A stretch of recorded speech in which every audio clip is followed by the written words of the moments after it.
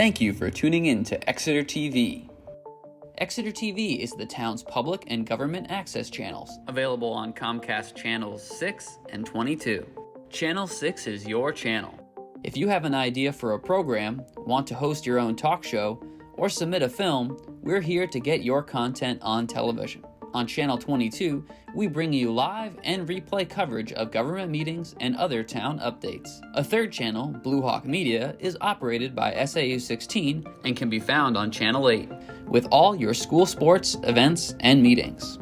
You can watch Exeter TV online at exeternh.tv, Apple TV, and on Roku. Find us on social media for extra content. Subscribe to our YouTube channel and hit the bell to get notified about live streams and new content.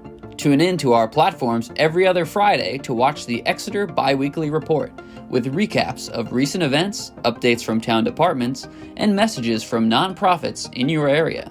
If you head to our website, exeternh.tv, we invite you to sign up to our newsletter to receive monthly updates about new content, upcoming meetings, and more.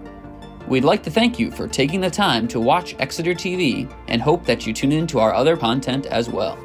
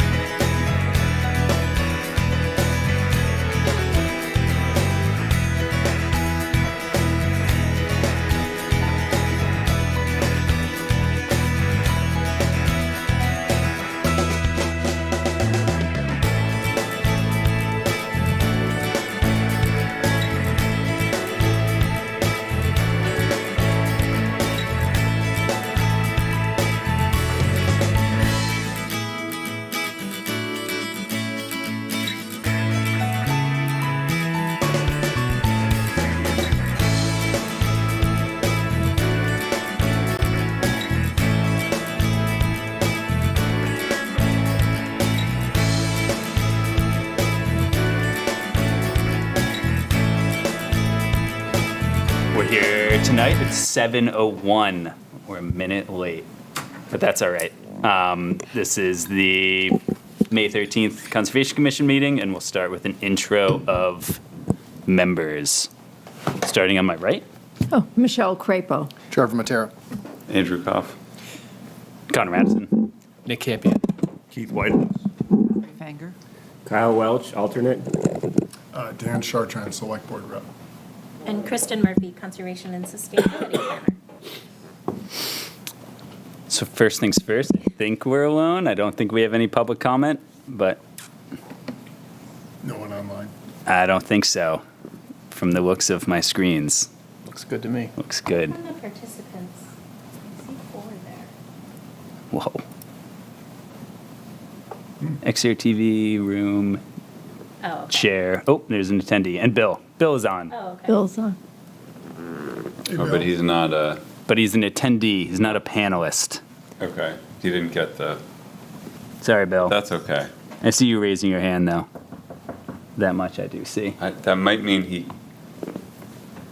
I don't know if you can unmute him. Can you I can report him. Bill in? It's the only thing you can do. Bring him in. They'll bring Bill on. All right. That was a good call, Kristen. We're fine. No one else besides Bill, all the others. Nobody else besides Bill. No. Technical, and you, the chair. And me. All the YouTube There you go. viewers, potentially. There he is.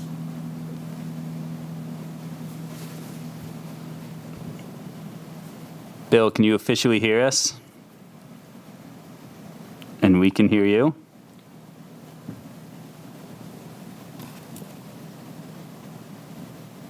I see him, so he can chime in when he gets set up. So do we want to start tonight talking trails, or did we want to bump that? So Sean had some things he wanted to bring up under trails, so if we could take things out of order and skip that until, in case he comes. Yeah, I'm not going to steal his thunder. So then the next up is the New Hampshire Association of Conservation Commission dues request. Yeah, so this is something that we budget for every year, and it's $850 this year, down from last year, which was $900. But I full disclosure, serve on the board of directors, so I put this out to you to decide if it's something you want to continue to support. There's a ton of lunch and learns that are being scheduled on almost a monthly basis. There's a training session coming up on conservation land monitoring.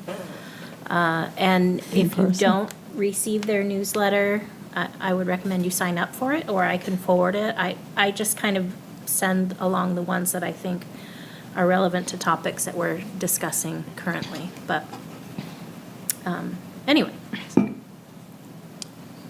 I think it's great. I think they've stepped up. I don't know if it's just me paying attention, but I think they've been having more workshops, or they're just more prevalent to my work. Yeah. But even in my own work life, we go to a lot of these workshops, so I'd love to continue to support it. Yeah, and the legislative Yeah. updates and Yeah, I like that. involvement they have in the potential legislation seems valuable for the state. So, and us personally, but Yeah. also like the whole state. So I'm happy to support it. Shall I make a motion? After you. You shall. Well, here we go. I make a motion that we authorize the dues to be paid for this year. I'll second that. Yeah. Any further discussion? And then I guess we're good for a vote. So all those in favor, say aye. Aye. Aye. Aye. That is passed, whatever it is. 7, Call for opposed, maybe just Oh. so we're certain. Yeah. touche. Sorry. Any opposed? There we go. It's the assumptions that ruin me. Passed 7-0 for the approval. Anything else we need to do on that one? No. Perfect. Thank you for the good words on NHACC. If there is something that you feel they can do differently, let me know. I Did feel we- like we try really hard to listen to the statewide variety of needs. Do we want to go to intern planning? Yeah, we'll do that and give Sean maybe a time to Let him settle. settle. So each year, in prior years, prior to COVID, we would have 2 interns. They would help with conservation land monitoring. They would do some trail projects. I took a pause from that, I can't believe it's been a 4-year pause, but we took a 4-year pause in having interns, and I'm interested in bringing them back.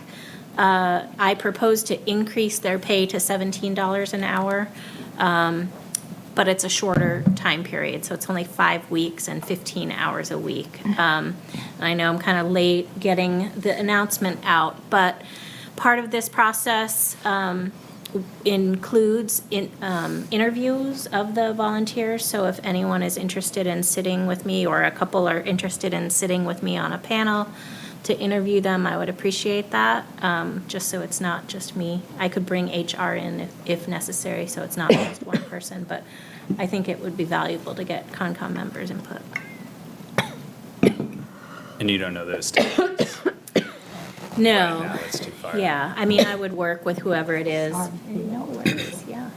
I would work with whoever it is to make sure the times, hope that we get applicants this late in the season, number 1, and number 2, work with you so that the times for interviews meet your schedule needs. I'd be happy to help you. Great, thank you.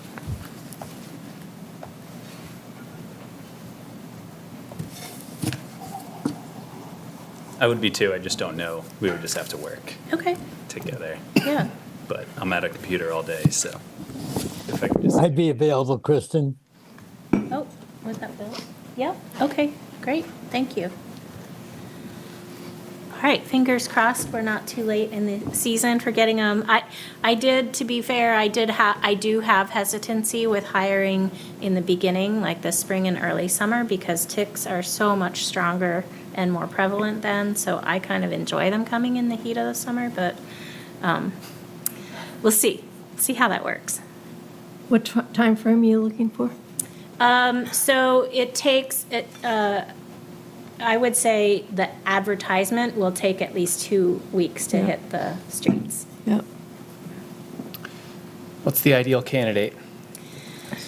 In the past, it had been someone who was working their way toward a degree in natural resources or conservation, biology, something in that realm. But with the trail component, it could be recreation.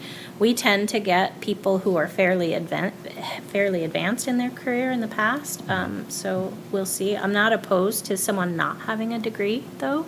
I think that these are skills that could, you don't really need a degree to walk some conservation property. And I think I'll have to see how the announcement was written. It's been a while since I've looked at it. Awesome. I think it was degree optional or something like that. Great. Yeah. It sounds like a fun summer gig for like a college student or something like that, so it would make Yeah. sense. What are you doing this Yeah, summer? and, really, it's the total hours that we're stuck to, so if someone wants to, condense those 5 weeks into a shorter time period and work more hours, I'm fine with that, too. So you're thinking 2 people? Yep. Yep. Because that's nice, you're sending someone out into some challenging areas that are fairly remote, and it's Right. kind of nice to have a buddy. Right, conservation land monitoring, you're not walking on trails for the most part. I mean, you are walking on trails to see if there's dumping along trails, but you do a lot of boundary inspections. Not so much a problem. And so it's bushwhacking, so you do need those compass skills. But we've had great candidates in the past, and they have easily inspected all of our properties in a season, which is great. Okay. Well, yeah, that'd be great. So around $2,500 budget for that? Is that what you're thinking? I can't remember what we set. There's some factors for like, whatever the other things that you have to pay. Social Security. Social Right, Security. right. Okay, yeah. So I So don't the pure know. wage is $2,550 for that, what you described, so. Yeah, I don't remember how much we budgeted. I want to say it's like $10,000 total that we have in the intern category off the top of my head. Perfect. Thank you, treasurer. Yeah. Oh, Nicely Round done. number. yeah. Good. So what do you need from us? I really just needed the names of people who would be interested sitting on a panel. Yeah. She's good. You got some names? Yeah, right, you got 'em Thank right you very away. much. Yeah. Exciting. Yeah. I I'm hope it goes excited to well. bring that back. I always find it inspirational to have people eager to learn, and then it just kind of regenerates your excitement too. It's been 4 years since you've had. Yeah. It's great. Yeah. Nice job reviving it. Did we give Sean enough time to prep for a trail project discussion? So I sent something way too late on email. Is there a way that they can, it's just Oh. a link for Google Doc. To the- Can I send it to somebody in IT, or is there a way you can pull it up? I can pull it up. That'd probably be the easiest. Did you send it to me? I sent it to you, yeah. It's like a Google Doc link. I don't know if it'll work because I haven't tried this before, but maybe it will.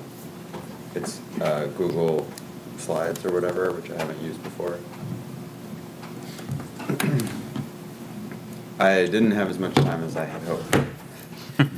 So I didn't put that much effort into the presentation itself, but I did do the scouting and most of the conversing that I promised to do last month. So hopefully.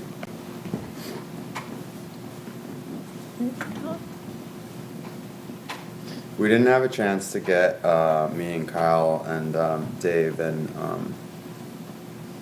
Toby together. We're gonna have to plan further ahead. I also think it's really busy for Dave and other people right now. Certainly busy around my house. So we'll just it's not terribly detailed or complex, but I have some photos and I marked a few places on the map. I'll mark the maps up in a little more detail because I have notes on most of the locations. I just didn't get to that. Okay. There. Does that work? Yeah, that's perfect. Thank you. So you can flip through it. Okay. So I guess it's gonna be a little small, but I think I think everybody's familiar enough. Oh, geez, it is pretty small, but familiar enough with the map, hopefully, to know the couple that I called out. This is obviously just the road down to the parking lot. I focus most of the effort on the Oakland side, actually, but this one's pretty bad oftentimes, this road, and it's short, so that wouldn't be probably that much of a project, but this one's actually accessible, easily accessible, as you know, anyone who's been there knows about the trestle. So a question that's going to come up is, where does the town roads responsibility stop or start, and where does it become volunteer activity that's not going to be paid for by the town? So we typically have had support from Public Works for grading that road, if that's what you're talking about.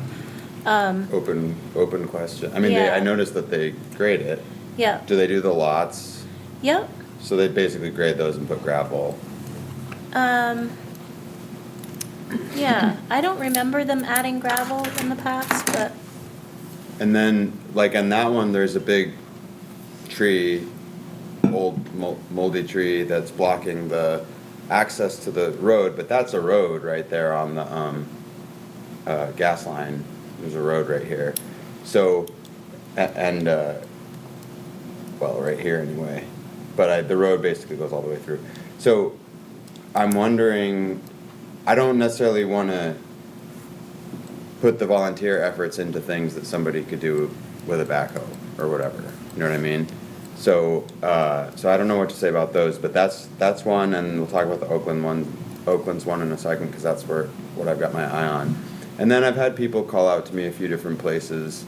I guess you'd have to be pretty familiar with Fort Rock to know where each of these sausage shapes is located, but this one is as you go toward the camel humps. There was a bridge here over a bunch of rocks that's like a hemlock plank bridge that's completely rotted away. So that could be characterized as a rebuild or a redo, and that's one I would advocate for doing out of rock, but that will be quite an effort, so I don't know if that'd be first on my list, but that's one that's been called out by a number of people. The one, this is by the industrial drive, in case people aren't as familiar, but there's one where right here, Kyle, that yeah, right around there. somebody already called out, the SIG guy or somebody called Yeah, out. the Sig Sauer has said that they will repair or replace as necessary that bridge as part of their volunteer efforts. So there's a few like bridge repair stuff that I think we should just sort of let people have at it. I don't think there's that much harm that can be done, and it's kind of like replacing planks, rebuilding a whole long bridge like the whatever it's called, we call it the Planks Bridge, the long one on the Oakland side. That's something we should organize, I think. But if people want to do those, I say we just chat about it and let them have at it. I don't think there's too much bad that can happen, and with any luck, they'll do a decent job, improve them. Was there any other ones on this side, Kyle, that particularly caught your attention? No, just there's a couple that are missing like a plank or two, but there's been a couple good Samaritans who have been going around replacing them, so. Or if people ask, because we have gotten a few emails, and I'm not sure we even responded as Kristen bounced some emails over, and I'm not sure we even responded. We'll need to do that, but when people ask where can I work, I mean, I think we can just turn them on those ones. That weird hut thing is like right here, probably. There's that weird hut with a big tarp and a bunch of It's stakes. actually more to the left. Is it like right there? Yeah, right there. Yeah. So I don't know if that's something that we should deal with. Again, it's sort of like, some stuff seems to me like, I don't know if it's like a town responsibility, but even if it is, if it's not somebody's job, maybe that's volunteers. I don't know. So it sounds like everything in the park is volunteer. Yeah, I mean, so about the structure that's out there. For the people that don't know, there's like a primitive structure sort of thing that someone made with like fallen branches, but it's like kind of big. It's maybe like 20 feet by 15 feet, and for a while it had tarp, like blue tarps as a roof, but that's I think been removed. And it's a little bit of a bummer because they did a pretty good job with it, except they used plastic zip ties to hold everything together. Goodness. Like hundreds of them, which seems like it's cheating. But it doesn't look like I never somebody's. got that close to it to see that. It doesn't look like somebody's living in it, but somebody spent a lot of time on it. So. Well, it reminds me of when there was all those campers out there, and I don't know who ended up removing those, but somebody did. Yeah, but I guess that's the question: is what? Yeah, do you just so, leave it, or? so what we've done in the past and on other properties, if it's something that someone's actively living in, I coordinate with the police department, because they can connect them with other resources. It's not something that I would have the commission take on, obviously. We did have interns clean up past abandoned campsites that I was assured didn't have, dangerous things there. I think in other cases, we have left structures if it was something, if it was natural, you know, so there's some off of, it's technically on the meeting place conservation easement, that, you know, there's a couple structures in there that are more like teepee style, I don't know what you call them, but. They're like tree houses. and Yeah, stuff. exactly. And when they're natural, we've talked about them a little bit. My personal perspective, but haven't really taken action. My personal perspective is if it's something that encourages people to enjoy the woods, as long as they're not taking trees down and, you know, having things like blue tarps and plastic or like isn't towing great. in a rotting camper and leaving it in Right, there or it's, something. it's not, it's natural, so, you know, we've sort of looked the other way in some cases. I would think if it's something the commission wants to take down, that would be a board task, not a public works or anything task. Okay. DPW has been helpful, for larger clean-up areas. If I haul it, you know, near a road or somewhere where the crews can get to it, they'll help. So it's sort of like, I don't really have a clean answer, it depends, but, Okay. Well, the other DPW question will come up in a sec, but also in terms of materials, I just wanted to, it's not a request, I just wanted to understand if there are any materials and is that part of what the town can provide or is it just not? So the Conservation Commission receives a budget, and they have used that budget to provide materials. In more recent years, people are donating tons of materials, so we really haven't used it that way. We combined the Conservation Commission's, we used to have a separate line item, one for trails and one for, you know, community programs, or I forget what the title was. But some years we'd have a ton of volunteers and no community programs, so we combined them just to make it, you know, the accounting easier so that we could take advantage of whatever the annual needs were. In terms of, you know, like the access way, you know, it's unclear. I could talk to Public Works. When we get to it, Oakland's, like the major hill That's the- down, that was all volunteer driven. Oh, okay. We had Timberland volunteers. It was a massive trail day, and then we had Comcast Cares come out and help for that as well. And did they bring in that material? No, we purchased it, yeah. And it like was from a dumped. landscaping company or something like that? Yeah, and it was dumped at the trailhead, and it Got was it. just hoofing it. Okay. I think actually someone had like a mini, what are those things? It's Yeah, like just a- like the a skid little steer? one though. Yeah, like a mini, I Bobcat? think it was like a walk behind Yeah. Bobcat or, I don't know. Somebody, one of Skid the steer, guys yeah. told me the name of it. It's like a mini skid steer, Yeah. right? Yeah.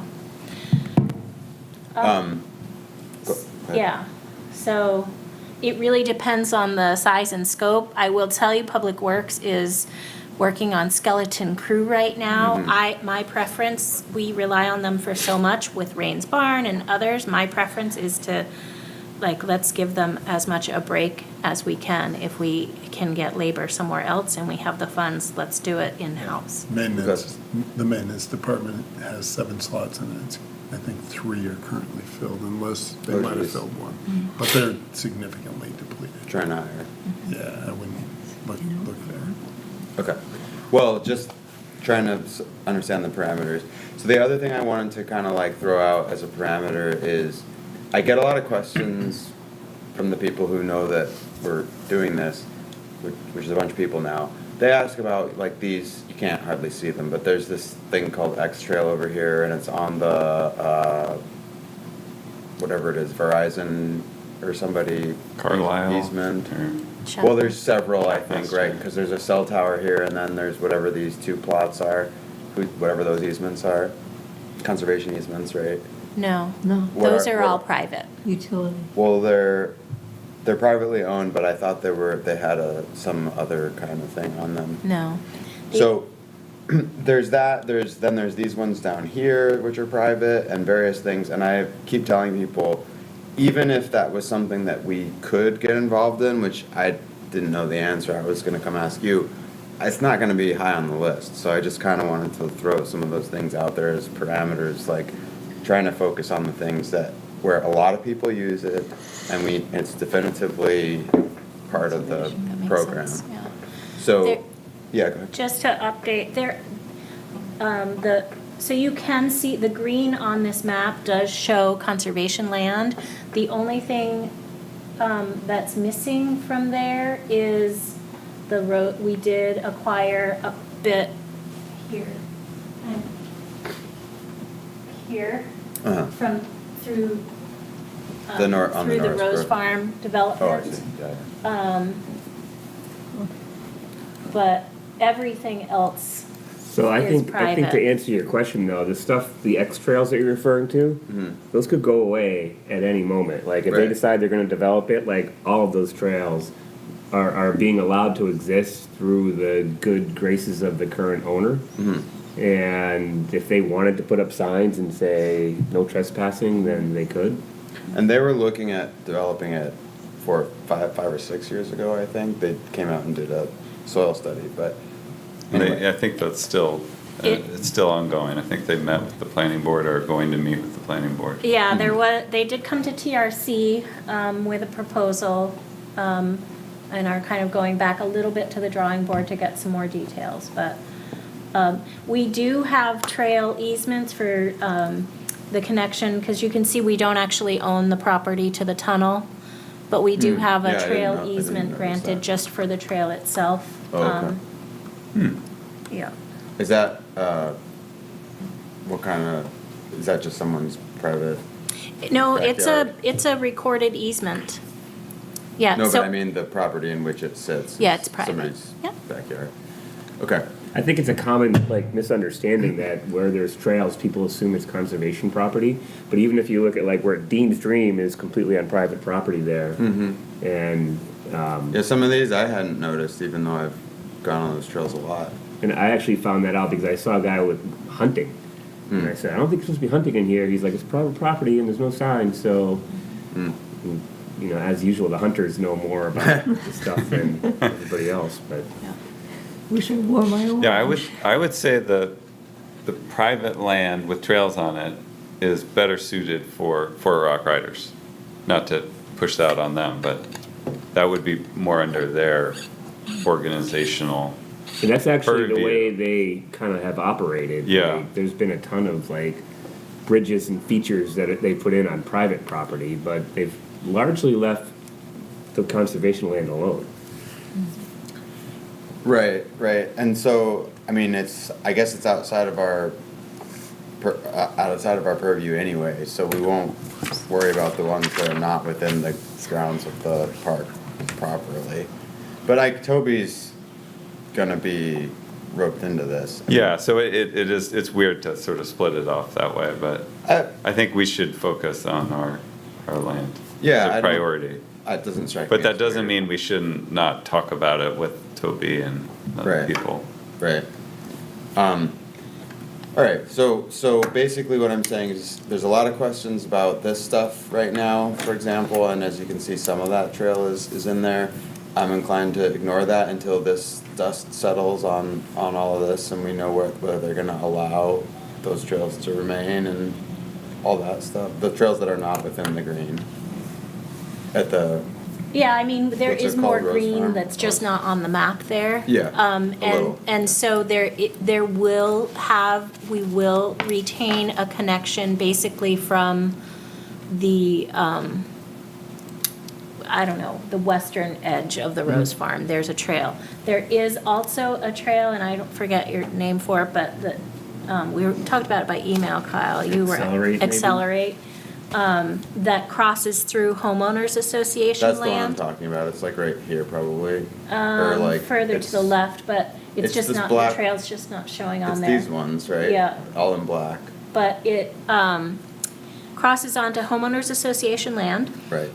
It was identified on the plans as part of the recreation opportunity on that property. So, but it's homeowners association controlled. So the homeowners association could vote to make changes there. At this time, they haven't. That's it the, doesn't op- exist. that's Yeah. the open space. You're saying it's part of the HOA open space for Yeah. Rose Farm. Yep. So they could decide that only the homeowners could use it, or the public can A use very, it? I would think that would be unlikely, That but seems it's unlikely possible. that they Yeah. would do anything. Just so we know, like, the order of protection level, Yeah. I guess, is why I point that out.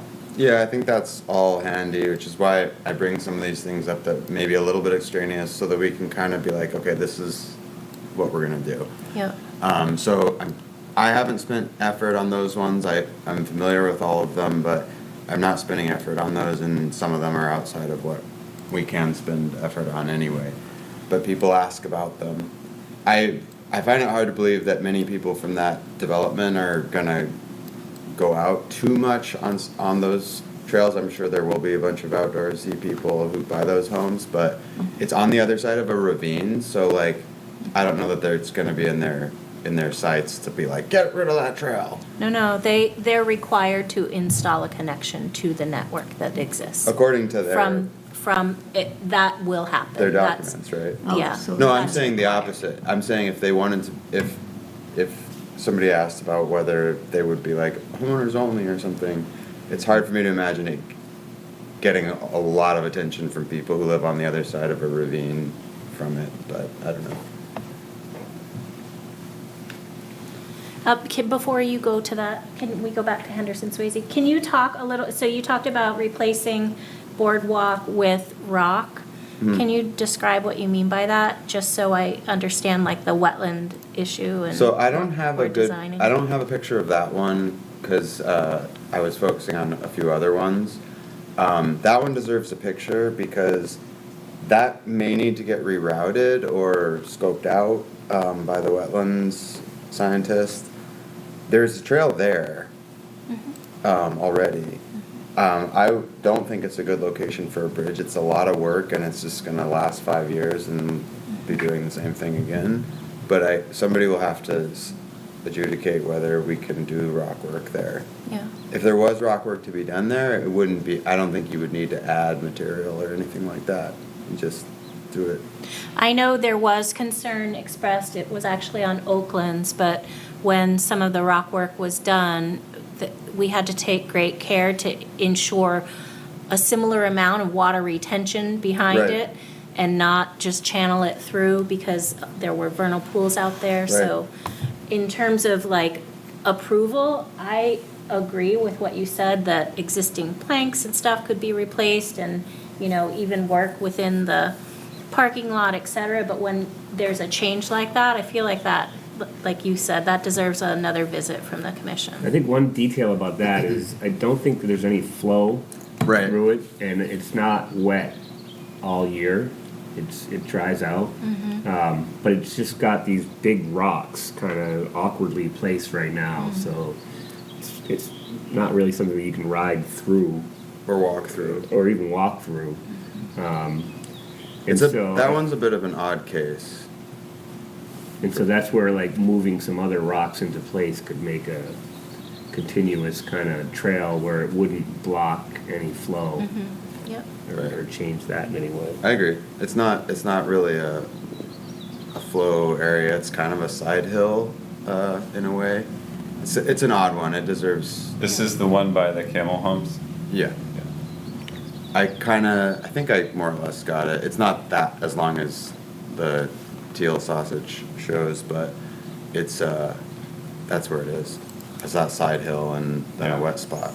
Because vernal pools are seasonally wet, they're not wet year-round, so, yeah. So what would be, while we're on the subject, we talked a little bit about it last month, but what's the process there? Because you said rebuilding's pretty much fine, but if it goes beyond a certain point, then there'd be some degree of process. Is that bringing in the wetland scientists, or is that something different? I mean, I think that we have, if you're talking reroutes, what we've done in the past is we've identified sites, we've had a site walk, kind of like an application. The commission has gone out there and taken a look. The trail issue is just a notification permit to the state.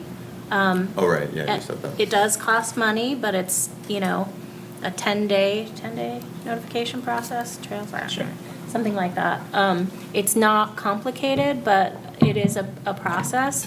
And if we're adding structure, I would encourage us to do that because it gives you the right to maintain it, you know? So, but similar to other projects, I would want a subset of the commission to review the site.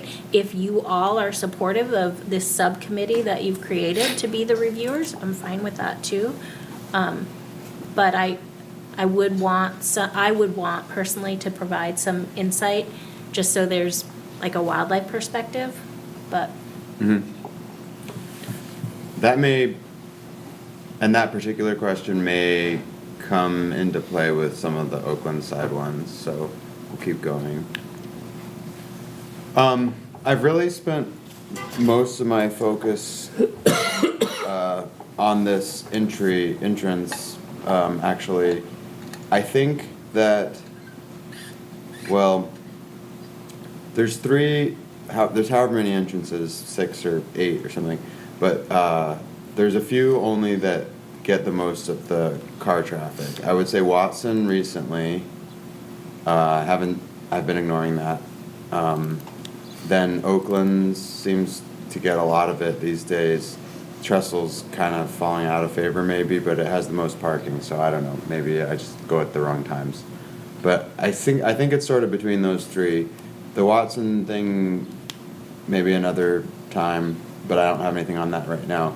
The Oakland's one had caught my eye because it's so heavily trafficked, especially by walkers, but also everybody else. It's very long and it's very wet, and it seems addressable. And I wanted to focus on the entrances because they affect the most people, I guess, would be the reasoning there.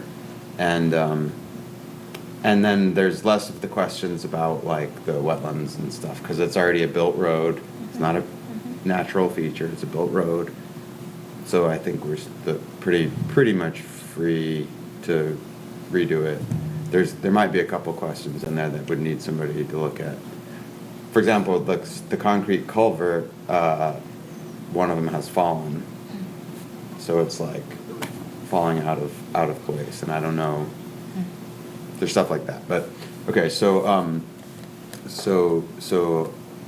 I guess before it shouldn't be up to me. Is this board okay with that? I think this would be worth a site walk, to be honest. Yeah. That's such a big piece. And we have to make sure, as you said, a lot of people walk on this, so we got to, be mindful of what we put down. We did get a lot of comments. That's a good point. When we did it initially, the Timberland crew, we used the bigger stones, and there was a lot of negative comment about at least until they sort of fell into place. It's a lot better now, but even now it gets a little. So I think one of you had suggested, maybe it was you, Sean, suggested a different type of stone that. I would suggest a different type of stone. Yeah. Definitely. Whether it be brought in or native. But one thing I think it would be worth walking. I think that one, again, because it's a main entrance and because it's so long, but also because it does actually affect several drainage things. As I was saying, I think by the rules, maybe we're okay, but by looking at it, I think it's worth a little more study.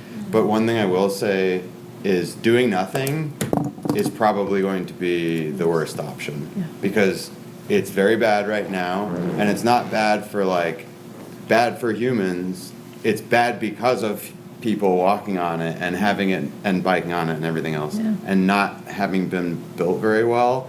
I mean, it's basically a tractor road, near as I can tell, but it hasn't been a tractor road for 50 years or something, and it's very badly eroded. And When was it last worked on? well, I think it was the Timberland thing, which was 6 years ago. Yeah, 7? it was created as a logging road. Right. But the more recent work, maybe 2012. I don't know. No. Could have been. No, it could have been. I think it was later than that, because that's when we moved here. Okay. And I think it was done later than we moved. And I think part of the problem is the most left-hand part of it is the steepest part, and kind of like walking up a river. Yeah. Like the water literally flows directly down the trail. So it's every time there's a big rainstorm, there's a little more erosion that happens. And that's what, That is a vernal pool there. Yeah. there's several, and I Yeah. think that's gonna deserve a little bit of looking at it. But and that's great, that we should do that. I'll just reiterate that, if we don't do anything, it's already wrecking the pools, because you are draining them faster than intended or whatever. And that's because if you don't have, in certain circumstances, if you don't have a built trail, people walk down the middle of it, and then that becomes the erosion channel. So we either need to do some subtle rerouting, not sure that's gonna be feasible right there, because the patch of land that's in the park is narrow in a couple of places, so there's not that much room for reroutes. Right. But also, that's where the road is, so that's where people are gonna wanna walk. So I think building it differently is my suggestion, and that's where I've been focusing a lot of my energy.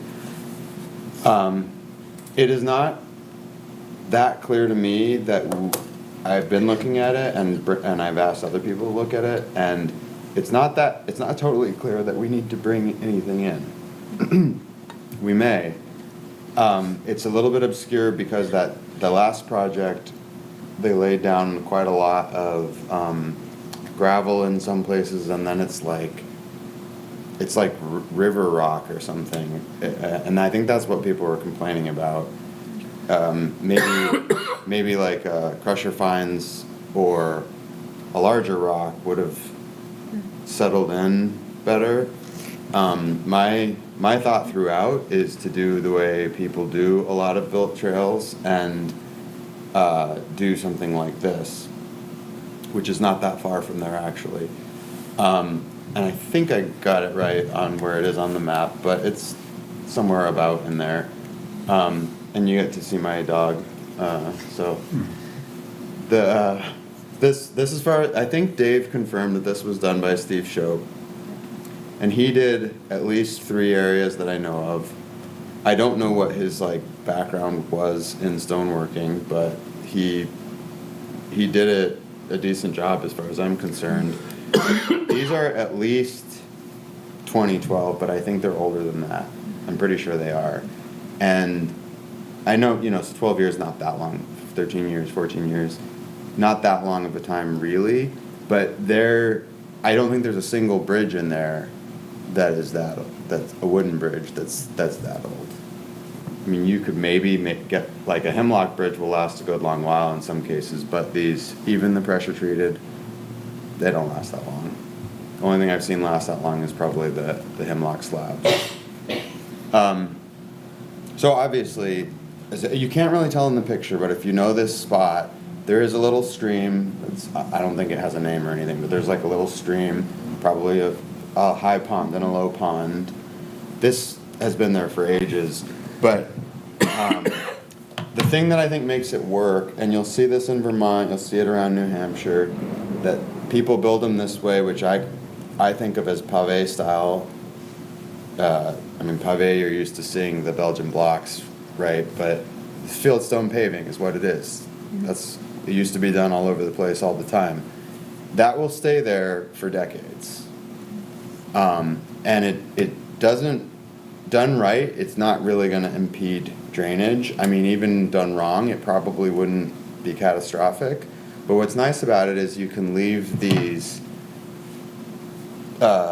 spaces, or even build a gutter to drain, not to drain.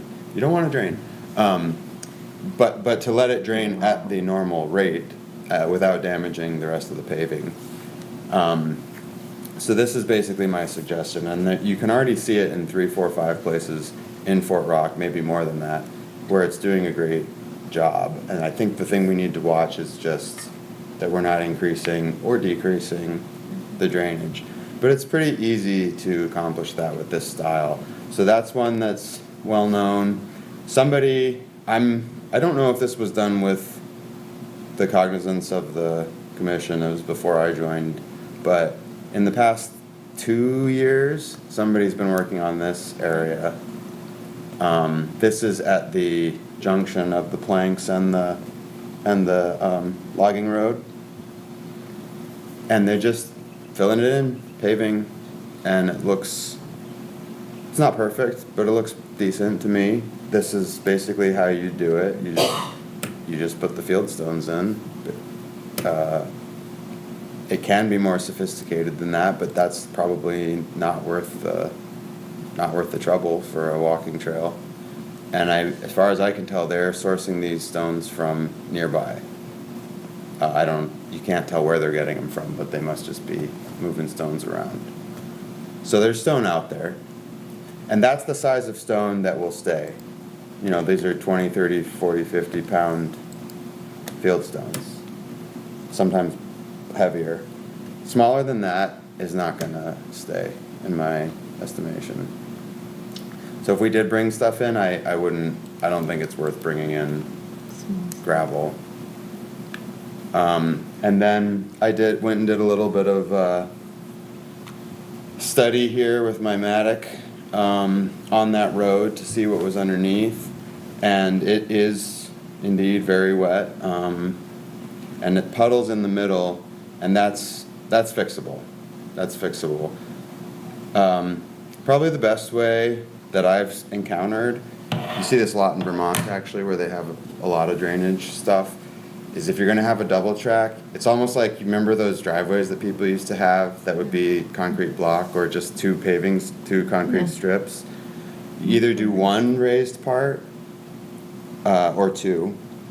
I don't think we need two.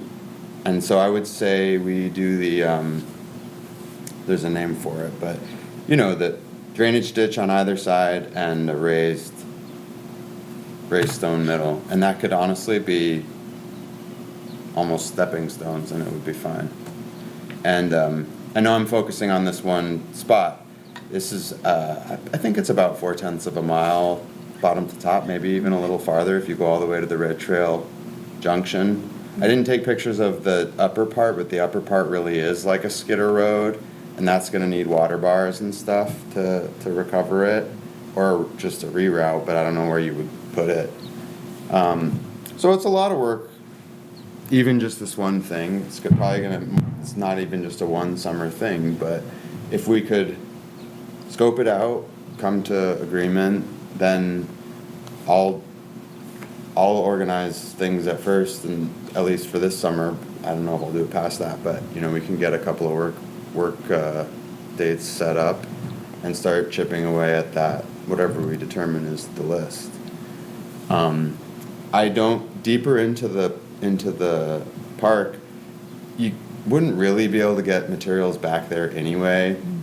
A couple of landscaping friends have offered with the mini excavator, mini skid. It's just a bucket. It's like a quarter-yard bucket or something like that, maybe smaller. Or smaller, yeah. That's only a few hundred pounds of material anyway, but that's the only thing you can get back there. So I'm not sure that's worth considering. These spots, the three parking areas, I think you can get equipment in there. I'm not trying to get a backhoe and dig the whole thing out, but I'm saying we can scrape the tops off, do the hard work with the machine, and then bring in the volunteers to build the fieldstone paving. And there's some drainage ditches that would help. They actually were put in when this was built, as far as I can tell, but they need to be raked out and maybe dug out and filled back in with the gravel to be good drains. And you can read about all of this in the New Hampshire, I forget what it's called, but the trail building manual. They talk about all this. Like, for example, you're not allowed to discharge runoff from a trail or a road directly into a stream. The solution for that is to have a gutter filled with gravel and a runout that doesn't fall directly into the stream, kind of goes off to the side and joins in a graceful manner. But there's rules for all that, and I don't think it's going to be hard to follow them. I think. Oh, the hero of the show is the last one, and it's this creepy Blair Witch photo. But this is the probably best known of Steve Shope's efforts.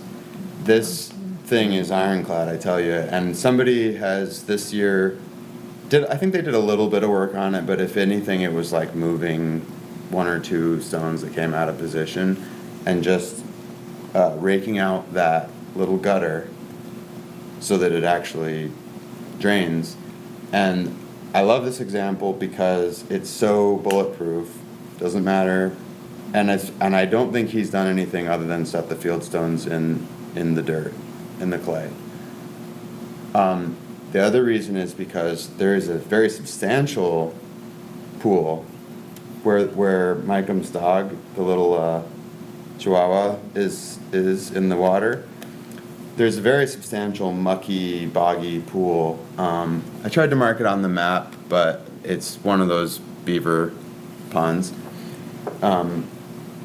And Steve did a really nice job of limiting the size of that trench to where, by my eye, it's ideal. It's not any more or less than would have been naturally there were there not a trail. Not qualified to judge that, but by my eye, that's how it looks. So we're not talking about a great big culvert or anything, just a shallow thing. So my last thought, so I end here, is I don't know how it will strike the users. To me, something like this is ideal, but I'm not mobility challenged. I don't know if there's people who, I don't want to make assumptions that somebody who has trouble walking isn't trying to use the trails or anything like that. I did do those experiments that I showed. It's kind of hard to see them on the picture. To look at what materials are under the surface and how deep and wide those need to be to actually drain the road, and looking at those spots that I dug at, this has been a few weeks now, I think something like this is required for it to be permanent and effective. And that's and that's something that it's a dip, it's a dip in the trail. So that's my last thought. Something to be aware of is that it's not going to be perfectly flat and smooth. If we do the gutters. And Steve is still around, you can still get a hold of Steve, and Bob Kelly was a part of that group, and Jim Clark. I don't know if Jim, I haven't seen Jim in ages, but, they could identify where specifically, the commission, blessed, and where it just happened otherwise, but I think not this one, but a couple slides back, that was a part of the Timberland project was huge. It was, I want to say we had Yeah, like right 60 people working on it. We rerouted a whole trail section because it ran straight down a road, and so that there's a zigzag that was put in, and this part, there was work done here as well, or that might have been Comcast, but still, and they might know how to, or if those programs still exist. It could be worth a check-in with them. Yeah, so Alex Dardinsky is the VP or something over at Timberland. He's involved in the trails. At the time, though, we didn't have the organization of Fort Rock Riders to really help get the labor organized. So maybe that's not even necessary. But. No, I think it's good to have the corporations involved because they usually will at least chip in a little bit of money for the supplies.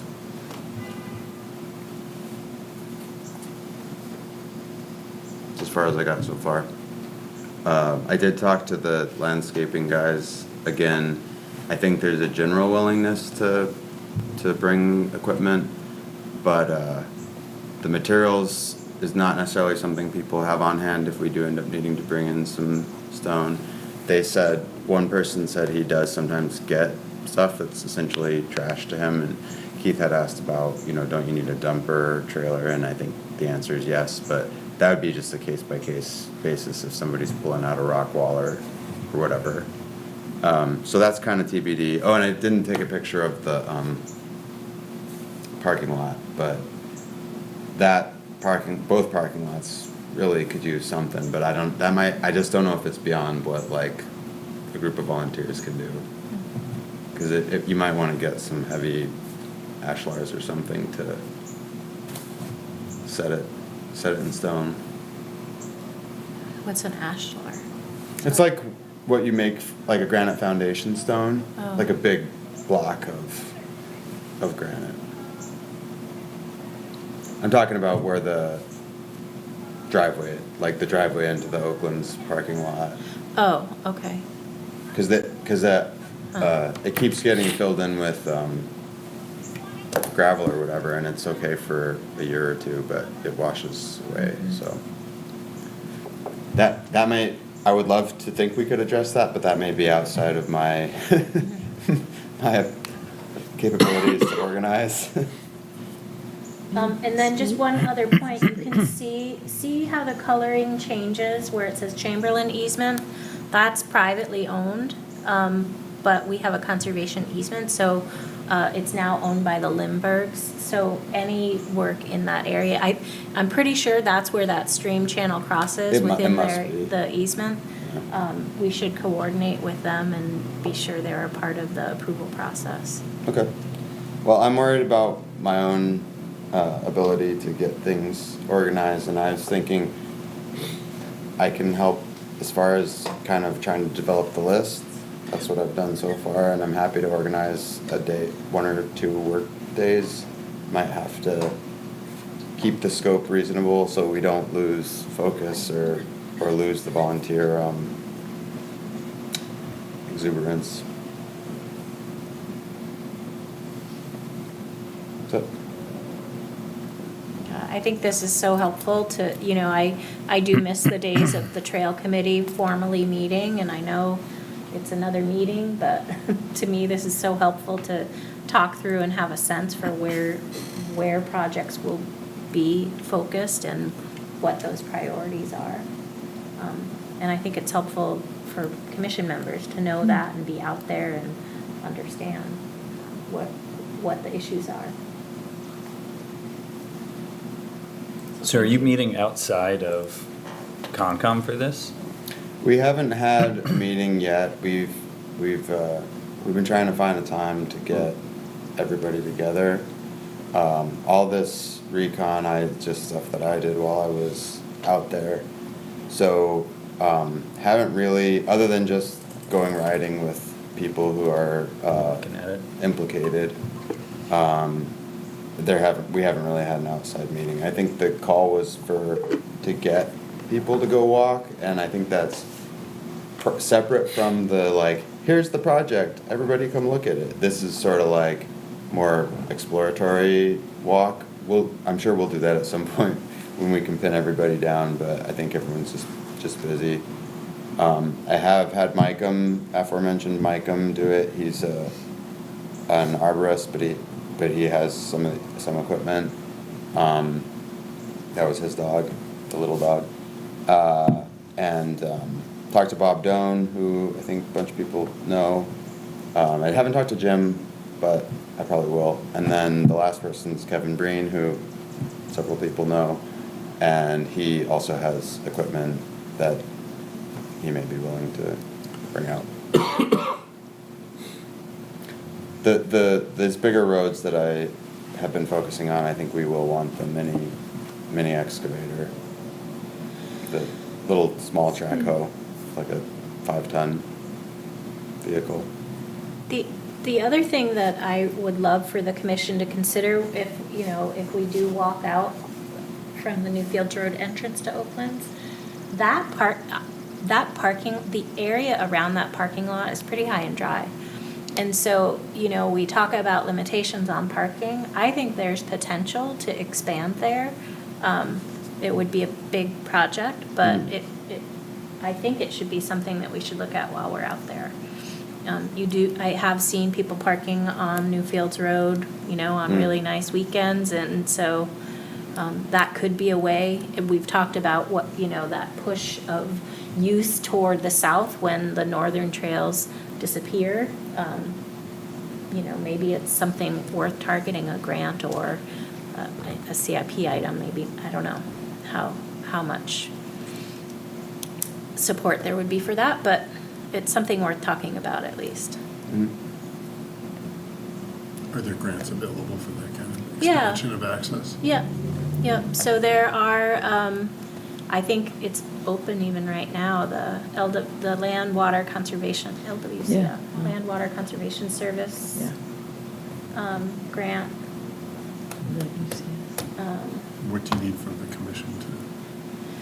I mean, we need to look, I don't even have a sense for what that project would cost, or if we could do it without tree room. I have no idea, I'm not a construction-y kind of person, but I would say a site walk to start. Maybe a confirmation from a wetland scientist that it does look high and dry. Their grant round is open till June 27th. So, Yeah, I don't know, it feels a little soon to me, but it's something that we should think about in terms of bigger projects. Maybe target it for a year off. Great Bay Resource Protection Partnership Stewardship also has, it's rolling. The spring one just went through, but they'll have a fall round as well. So they go both, and trail projects come through that. Yeah, expanding access is a great thing. I mean, obviously it puts more wear and tear on the trails, but it's a big part of why people live here. yeah, and Kristen's right, like Newfields Road on a nice day, you'll see them parked. It'll overflow. Yeah, all the way down. Yeah, and you don't want that to generate a push to limit access. Right. Right. So it's good to be proactive. So do we want to do a site walk soon, or is that like think- before next meeting, or what's the schedule on this? I think it would be worth it before it gets, while it's still raining. So it'd be a Be walk. more helpful. It'd be Yeah. a walk through the parking area Yeah, and then up that And then To that- access Down to trail. there. that's At junction. least you're to, focused it's on- gotta, To I the would say you junction. wanna at least go to the red junction, trail, which, is barely getting into the trail really, if you're a trail user, but it's a little bit of a hike. I think it's half a mile, so it'll be a little walk, but, and it's pretty rough right now going up that Hamburger Hill. But I think as I think about this, you know, we talked with Dave, that might have been outside of the meeting, but we talked to Dave and stuff, and there was this notion we should get the, you know, the laundry list together, and that's fine, I think that is a good idea, but if we wait till we have the entire plan conceptualized, we'll never do anything, so may as well look at one project, this one. Yeah, this one. Yeah. My I suggestion. think so too. For this year, and then Seems what I the would most do, needy. once we're agreed on what to do, is I would look to June, July, August, well, probably July or August, and give people 3-4 weeks notice and say it's this weekend, and I'll try to organize the equipment and stuff. But even, I mean, people gotta be ready for a hard day. I've been doing a lot of stonework lately, and it's work. But 20 people with picks and mattocks and crowbars, we get a lot done.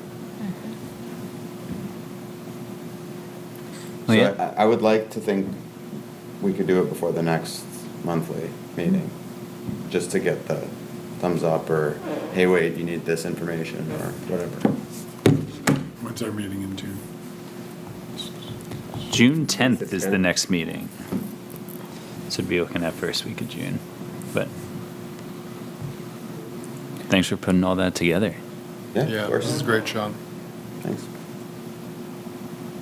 So is this like a PM? Is that the preference, like? What's Would it make the- sense to do it on the 10th, like at 6 o'clock or 5:30 or? That's not a I mean, bad if people idea. already have that night reserved. Yeah. Yeah, with it being a mile earlier. I know I've done like a 6 o'clock walk, but I don't know if that's enough time for To get walk back down the here, hill. yeah, like probably 5:30. not. It's probably gonna take us 5, almost 5:30. an hour to scope stuff. And if there's some decision-making that has to happen after that, it would almost be better to do it sooner, I would think. I think you're gonna wanna Yeah. look at like the pools and the rivulets where pools are draining or getting drained into or whatever. There are quite a few, and I know there's no such thing as perfection, but I think it's worth seeing that while it's wet. When do those go away typically? They'll probably be gone in a month.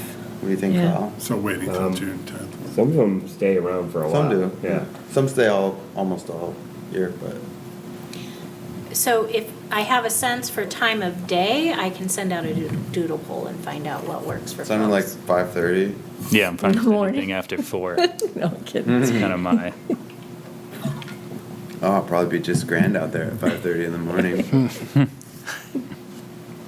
Yeah. I'll sleep there, so I'll be there in the morning. But 5:30 PM, yeah. Yeah, no. Right. Yeah. Yeah. Okay. So you'll send out a poll Yep. and then, awesome. Great. I was gonna say 2 weeks from now.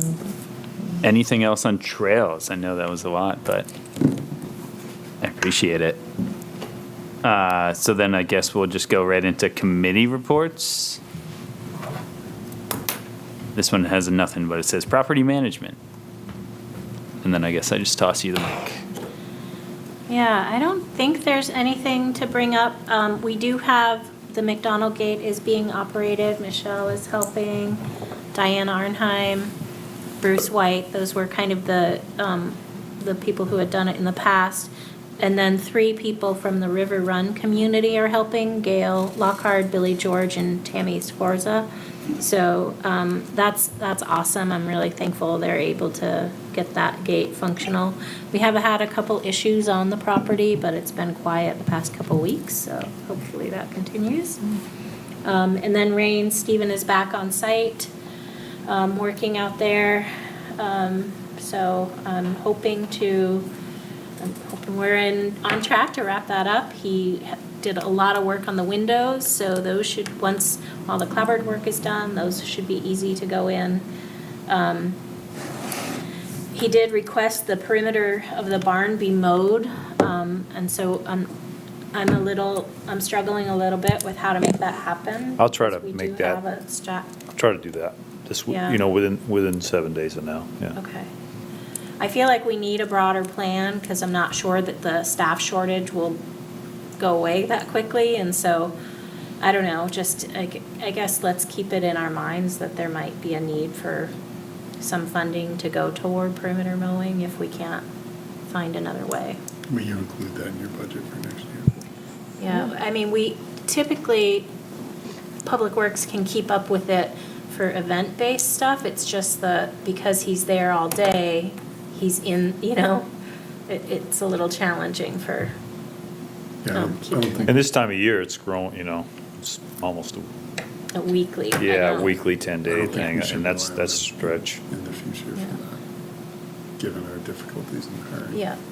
We get a little electric mower and just store it I down there. know, Keith, do you want to talk about that? I thought that was a good idea. Michelle so- likes to mow grass. There- There's the ego. Well, the thing ones is, at RJ that's are a, quite Ego.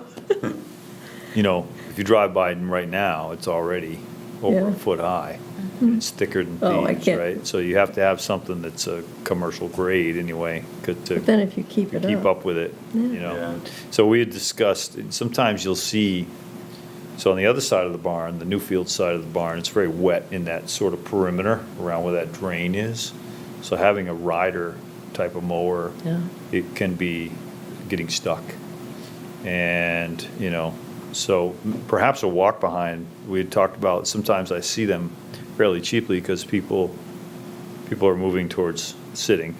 And you can, So having something like that that was stored on site, that was part of the, the property, that, you'd have to have some people that would be willing to operate. Those things are self-propelled. They're not that difficult to operate, although, it takes some practice, right? Just an idea, like sometimes I've seen them for $300 or $400, right? And to get it mowed twice, it's gonna be $300 or $400 Yeah. if we were to hire a company. Right. So from a cost perspective, the only issue is that, you're introducing fuel, Oh, yeah. you have a storage issue, and, so you got a nice, very old, very valuable barn with didn't have gasoline in it, now does. So that's just something to consider. Could store it outside under a tarp, et cetera, there's some issues there. You gotta wait for it to cool and all this other stuff after you're done. But it's something we could look at. And then, there's a lot of poison ivy, so there's some things there, to mix it all up in a pot and consider. But in order to keep it, so Stephen has good mobility and it doesn't get out of hand, and that we could have events there, I think that a regular mowing within the next week or so, starting and keep it going somehow, it needs to be done. So that, like last year, it got up to my neck, you know what I mean? That's like, that's not good. Because then it just requires, you get to a spot where you're using loppers and stuff instead of a mower. Yeah. So I'll look into that and see what we can come up with. I wonder if Parks or Public Works has any that they're cycling out. Well, I was thinking of asking that, like if they had one that was in that vein, then yeah, well, maybe we could do that. The problem is transporting it back and forth. Right. Right, like if you try to get a bigger mower up into a truck, that's crazy, or you have to have a trailer, and, it's a kind of a nightmare. But if you had something on site, or, we could store it there, that would be ideal, and then people could sort of volunteer to do it, You're looking for like a 22-inch walk behind? No, you really need a bigger? 36, probably, Okay. minimum, and then have something that's, self-propelled and probably a, 8-10 minimum horsepower. Like a zero turn? Yeah, that but you not, stand but, on. but if, yeah, or if Yeah. you, ideally, some of the spots are so wet that even a stander would get stuck. I got you. So- So that's, it's a big mower. Big Yeah, it's a mower. commercial, Yeah. it's a commercial deal, yeah, for sure. So, that would be good. Have we heard if the Ward Barn, when their event is going to happen? No, I meant to. Speaking of that? Keith raised that, and I meant to contact Ben today, but I didn't. I'll get back to you. I was all just on that. thinking, no, I was just thinking of that because of the Yeah. mowing, yeah. Bill, I see you have your hand up. I don't know how long it's been up, apologize.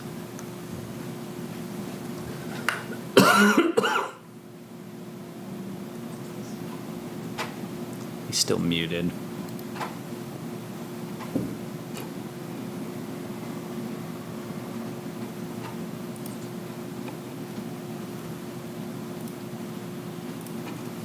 There he is. Oh, there we go. Sorry. I just was wondering whether an electric would work out there or whether they're not strong enough yet for something like that. It would make it easier to store, and you've got power. You can charge it while we're not there. Yeah, I just, it would be ideal, actually, from a safety standpoint, but it would also be very costly. That's the problem with it, is that to get something that would have the size and power you would need is not cheap, and buying one Okay. used would could happen, but it would probably be a challenge. Yeah. So I did apply for the stewardship grant, the Great Bay Protection Partnership stewardship grant for this spring. I couldn't figure out when we hear back, but applications were due April 15th. That if we are awarded those funds, that will surplus about $800 in the current budget the commission has for mowing. So maybe there's some room to combine that with something else. I don't know. Or maybe that's enough to buy the used one that you envisioned. Yeah, well, let me do a little legwork on that. We'll see if we can come up with something that would work. I like the little mowers Parks and Rec has, the little Roomba robot ones that Yeah. go out on Brickyard Pond. I know those wouldn't really work at No. Ranch, Especially but at those- They night, cut like to see the this little much. light. Yeah, they cut. And if it gets over this, it doesn't work. Yeah. Yeah. Yeah, get stuck a lot of divots out there. Any other property management? So Oh. uh, we did go to Smith Page, which is off of Drinkwater Road, today. My friend Bill Summerow helped me with that, and that's in fair shape. That's as we discussed, there's a bit of an issue with parking on Drinkwater Road as far as access to that. So people are parking at the PEA entrance, the old, on Drinkwater. And there seems to be, it was sort of new to me that there's been a reading to change the ordinance to ban parking completely from basically 25 Drinkwater Road all the way to the Kensington Town line. So there would be no parking on either side of the road. Now, in fairness, there isn't a lot of spots to park, like it drops right off. So, my thought was, instead of saying what we can't do, let's see what we can do and try to get some kind of parking spot there so we could have access to Smith Page, which is a very large tract. It's very beautiful. It's a great, huge swamp at the end that's really worth going to see. Not in bug season, but otherwise. And, I think we need to, like it was mentioned last night, a lot of times we get these places donated and we don't have a spot to park that goes with it. So that's something we need to kind of address. But in talking to Kristen, like the homes weren't there when it was donated. What year was it? So some of them were, but not all of them. Not all of them, yeah. And so there's, that was the third property this town acquired, so we've had it. Henderson, Swayze, and Oaklands are the only older, proper, like the core Henderson, Swayze, and Oaklands are the only older properties. We acquired that it was owned by the Forest Society, the Society for Protection of New Hampshire Forests, and we acquired it from them in '79, I believe. so quite some time. Quite some time. We did, for those who have been on the board for a while, when the water department was looking to do the exploratory wells and potential water development there, we were in conversations with the property owner to the south. There was a big open field there, and that seemed like we were heading down a good track, but things sort of unraveled when the water department didn't need that for water development.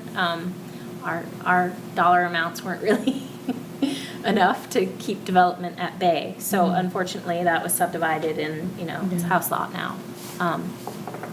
But, I do think this board, we get a lot of property sort of through housing developments and whatnot. And I think a lot of the properties where we don't have dedicated parking, it was by intent. You think of Gateway, which has I think it was 22 vernal pools on it. So did we want the heavier kind of trail use that we have on other properties? No. But it's definitely something, Kyle's brought it up in the past, like Rose Farm, what do we do when the development doesn't want trail users parking on the cul-de-sac, Right. So I think it is good that this board keep that in mind, but I do think you've done a great job at taking advantage of opportunities where they are.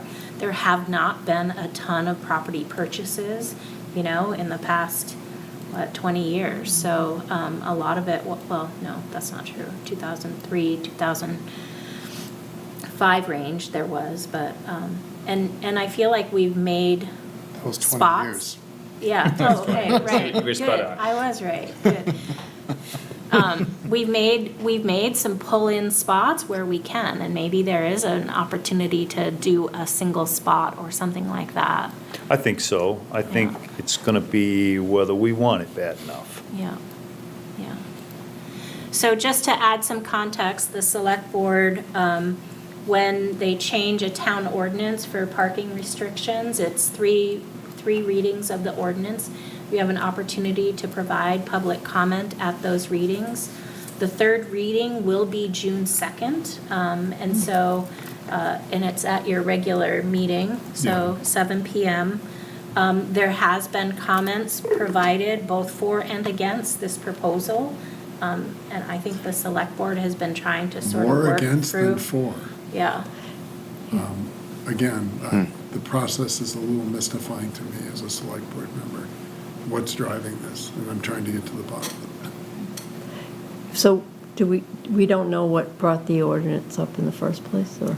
well, there is certainly an abutter is very concerned and has documented, if you watched last night or Monday night's Yeah. meeting, they've documented, it sort of morphed from during COVID. When you say PDA they, this individual. This individual? Yes. Okay. During COVID, when the academy shut their parking Sure. spots off, there Yes. was a lot of parking partially on the pavement, Yeah. partially on the shoulder. We put signs up, no parking on pavement, people were still doing it. And so I think it's sort of trying to get our arms around an issue of a very fast-moving, busy road and an attractive trail network. Very attractive. Maybe it shouldn't be such a fast-moving, busy road. Yeah, it strikes me that speed, I mean, we have a huge amphibian crossing, right? Yeah. absolutely. Right, That's Which we true. need to right there. come to grips with. Right. So this whole process, I'm trying to get to the bottom of what's driving it at this time and what the process is that's gotten us to this point. And I'm going to do some work over the next couple of weeks to try to understand that better. But there are people that live on or near Drinkwater that are very skeptical about this ordinance change of no parking on the road. There is an issue of safety. The individual that's driving this has that on their side.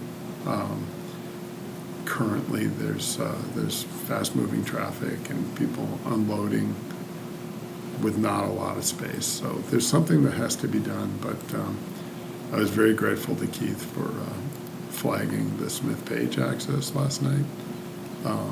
So if any of you have thoughts about this, the thing that is bothering me most is that, and there was a citizen that talked about this, those trailheads that the Academy has built are very attractive. They pull people in, right? But now we're saying, no, the only way you can access these is by bike or by foot, not by car. And that's going to be confusing for people. So that's something that's kind of banging around in my head. Because they're beautiful trailheads. And they are like neon, like, I walk here, but no parking at the trailhead. And I don't think the Academy, they haven't indicated that they want to address that. So, And Smith Page is also unique in that it's one of the few properties that we allow hunting on. Not many properties in town. I know I don't think there's hunters on this board currently, but in the past, there was a contingent there. Smith Page is one of the few properties where that is allowed. And so, it frankly will be a loss of an opportunity. You could still get to those trails by going through the academy and then crossing the street. But as Keith mentioned last night, or whatever night, that's a long way to carry a chainsaw if you need to do some trail work. It is indeed. It's long enough if you park them right there Yeah. to make the loop, so. Wouldn't work for hunters either. Right. No, exactly. That's precisely, right. What would you do? Park on Court Street and then walk all the way through the PEA woods with your rifle and then, Don't or think shotgun? that's allowed. Yeah, Yeah. probably not. so if a complete ban of parking at Drinkwater from 25 Drinkwater to the town line with Kensington is at all something that you're concerned about, please show up on June 2nd and register your comments, because this is all happening in a bit of a void, I feel. I felt that last night as Yeah. well, where it was like, okay, here's what we're gonna do, kind of, and I was like, oh. There's one individual that Yeah. is very concerned about safety who has a home right across from one of the Yeah. trailheads. That's legitimate concern It on is the a safety. legitimate concern. Very but legitimate. It's a small sample size. Is the And I'm safety concerned due about to that. the parking or due to the, Well, the narrowness of the road, there's no, shoulder to speak Yeah. of. The shoulder's literally like in spots like this wide, right? and the white line and the shoulder.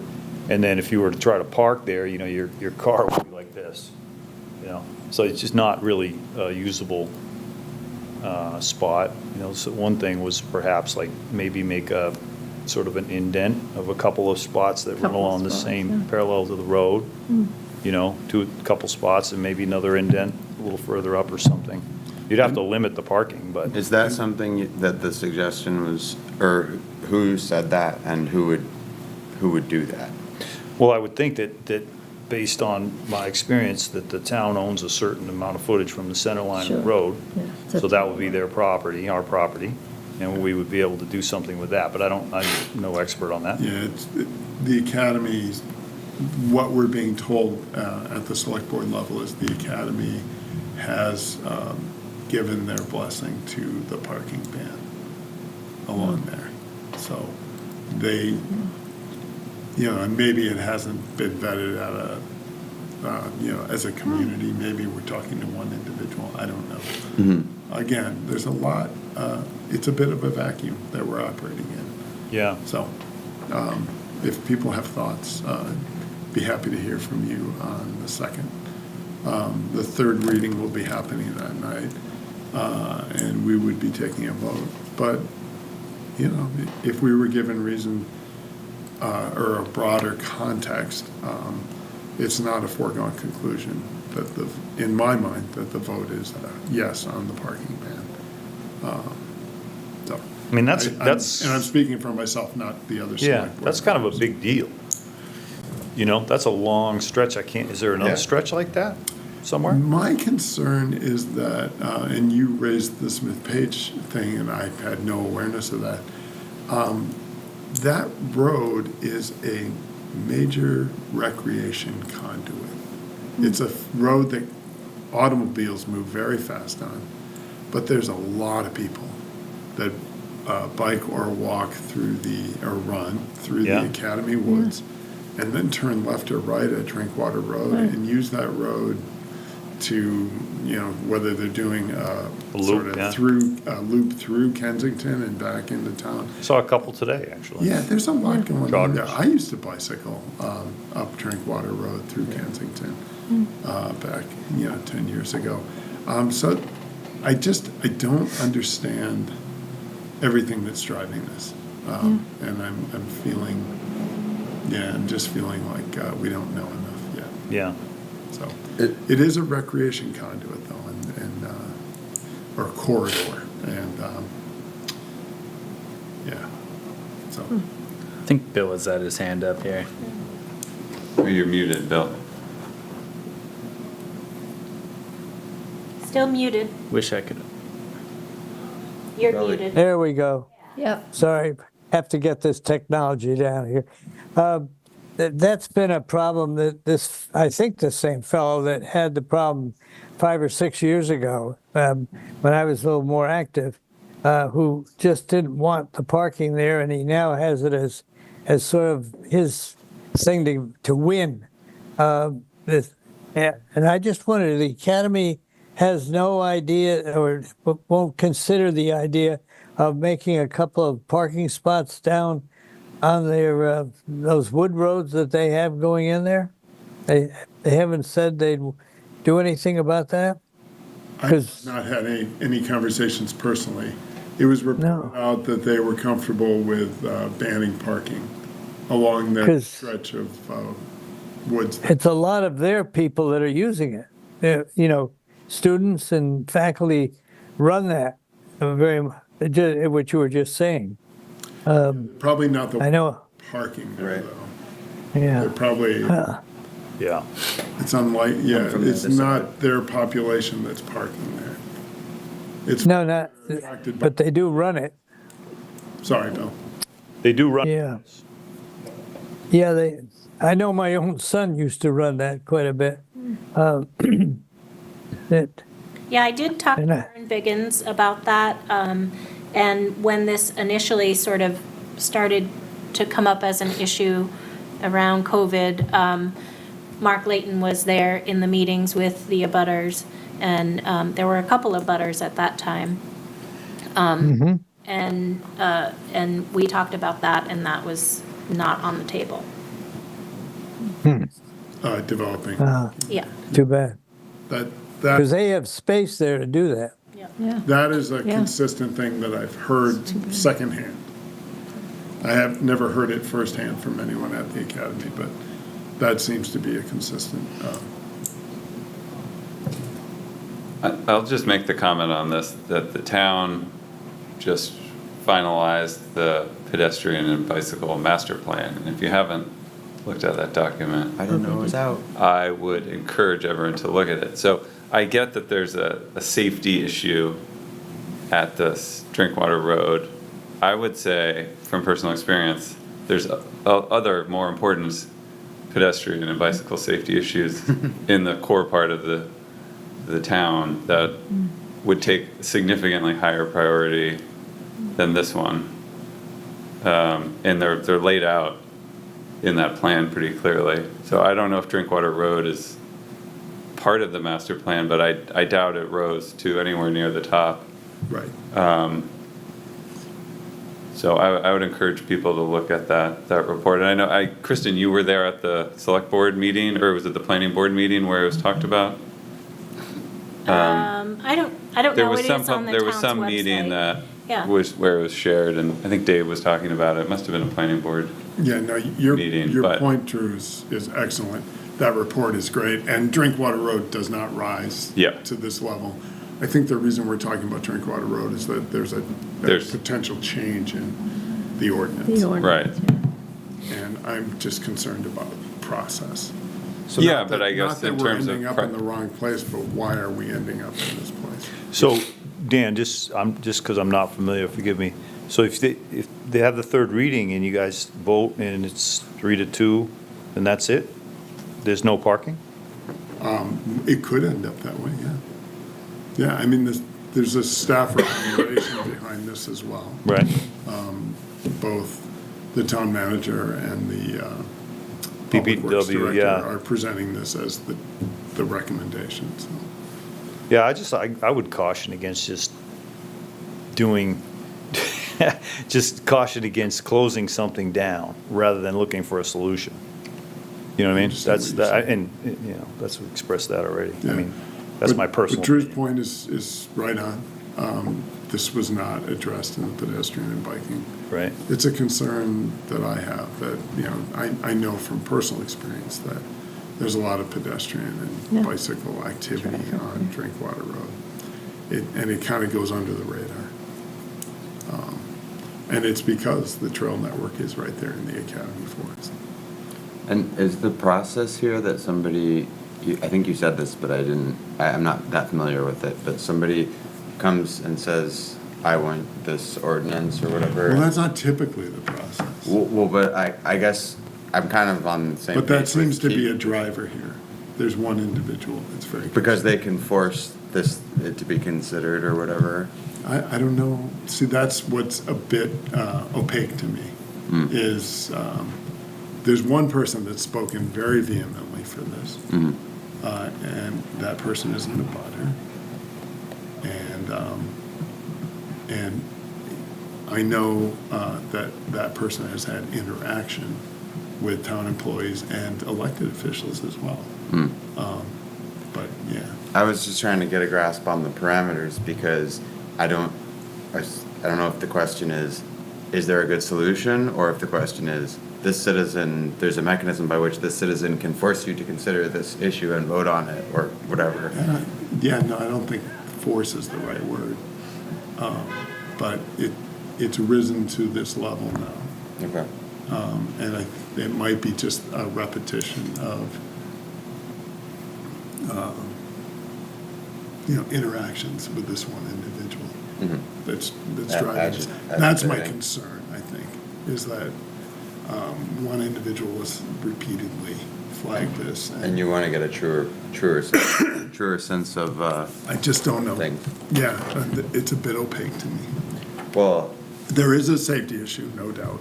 yeah, and I almost got hit by a car there badly enough that I went and reported it to the Exeter PD, and they said there's not really anything we can do about that. Were you walking? Running.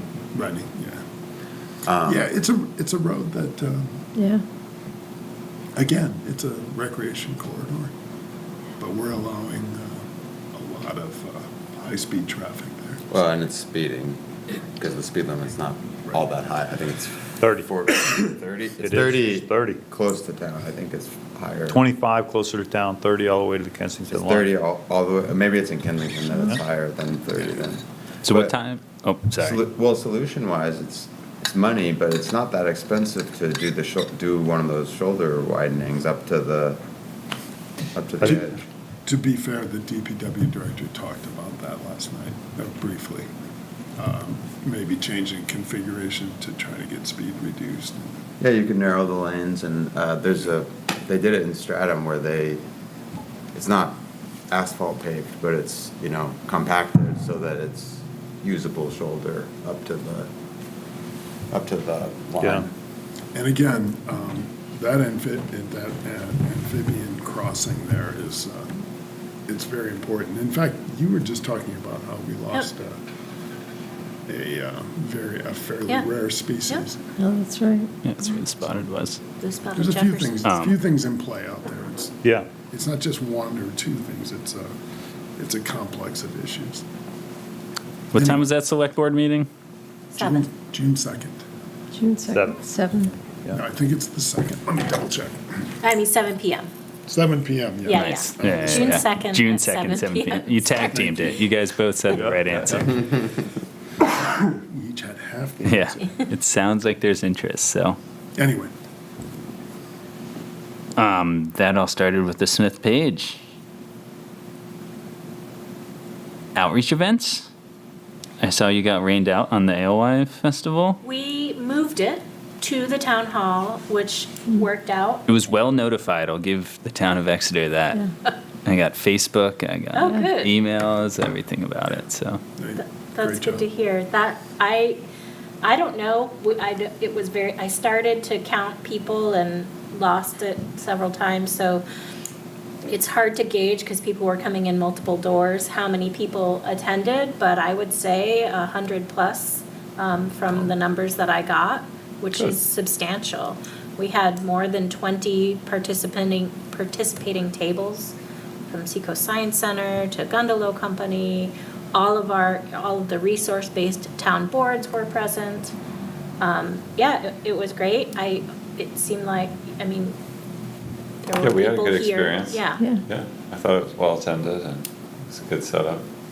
There were a lot of kids running around. They were very cute. Yeah, yeah, Yeah, Kristen did a good job organizing it, so thank you. Yeah. yeah. I like having, it was a bummer Fish couldn't be physically present there. New Hampshire Fish and Game Right. couldn't get to the fish because the waters are so rough, but we still had Exeter TV pivoted and had the underwater camera footage in the background. And I will be sending around a survey as I do after each one, just to gain some feedback. There's a couple items I'd love to get thoughts about, including, there was a suggestion that town hall should be maybe where it's held with a trek to String Bridge as the outdoor component.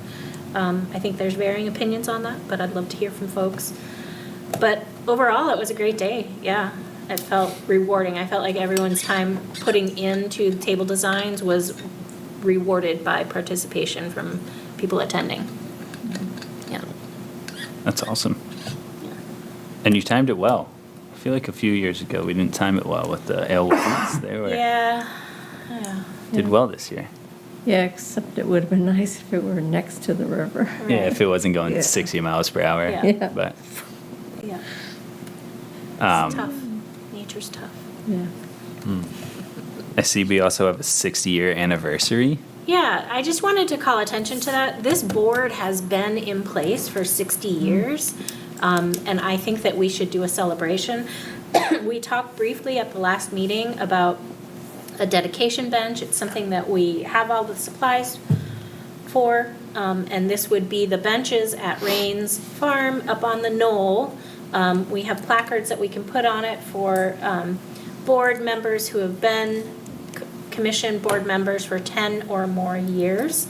And I just think there, we're kind of coming upon this precipice with the, 60 years, Rains Barn is being wrapped up this year. The tree committee has interest in planting a tree there. I really think that we should be thinking of a fall event out there, a pre-planned with effort event. And so I don't know that I can take that on myself, but I would love to work with folks on this, and come up with a plan. Yeah. I think it could take some, Be glad to help with that. That'd be Yeah. great. Yeah, me I too. think we should get SST to design some pumpkin trebuchet that we get to keep, Oh, and then it yes. becomes like a permanent. I had It could somebody be smaller. mention that. It doesn't need to go Yes. as far, but it Yeah. could be like, the pumpkin event there was Yes. just good. Yeah, it was great. Good Yeah. old pumpkin chunkin. Someone mentioned that at the Illinois Festival. Are you going to bring that back? I would love to. It's Okay. gotta be somewhere. But I need someone to co-lead this with me. I cannot take the lead on this. So I don't know if you want to co-lead it with me, but, we need to come up with dates, we need a plan, I need help. I can help you too. Okay, Yeah, and I'll be glad to. great, I'm interested. great. And I volunteered Nick to do the same. Thanks, Nick. I like that move. More than happy. More than happy. And then the other outreach event, on May 31st, Great Bay Trout Unlimited has their River Fest. You were supportive of being a partner on that event. I'm curious if anyone else is planning on tabling there with me, or is it just me? Is this the time? It's May 30th, so they're doing a cleanup from 9 to 12, and then the table from 12 to 4 This is on the 31st. on the 31st, which is such a tough weekend, but. So Yeah, that's it's- the weekend after Memorial Day. Mm-hmm. So that's a Saturday. What are you planning? You don't know yet? No idea. Okay. Yeah, but I think it could be, like pedestrian, there could be a lot of things. We have trail maps, we've got a lot of stuff that we could Yeah. create. And the tabling is from 9 to noon? The tabling is from 12 to 4. Got it. What's the 9 to noon piece? 9 to 12, Is they're the doing a Y. cleanup. So there's a cleanup in and around the Morissette property, in the river, the road area, the parking lot for the YMCA. All the way to the skate I park. could help with that, Kristen. Yeah, I think that it depends on how many people come, I already right? have it on my calendar for okay. some reason. Yeah. Yeah, too, actually. I can help with that. It's already on my calendar. Oh, good. so, yeah, Perfect. Go figure. Yeah, I I will check and get back to you. Yeah, Okay. ditto. I think I can make that work, Great. but I'll have to firmly confirm that. I can show up from noon to 2. Yeah, and if you want to have a meeting beforehand to, just Yeah. to think of what we That want would to be do great. too, that would be, yeah. Yeah. Appreciate it. All right, we'll be in touch. We could promote Rains. too. Yeah, I have have that that gorgeous poster. poster. I love it. Yeah.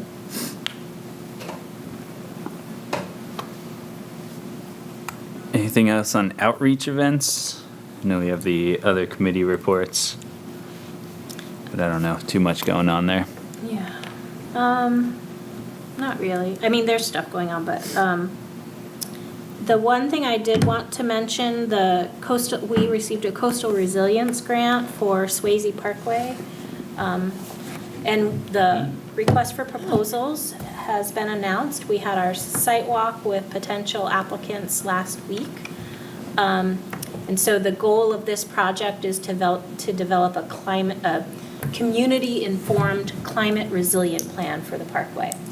And so we have, I think there were 5 different consultants, including RPC, that came there. So I'm hopeful for some submissions.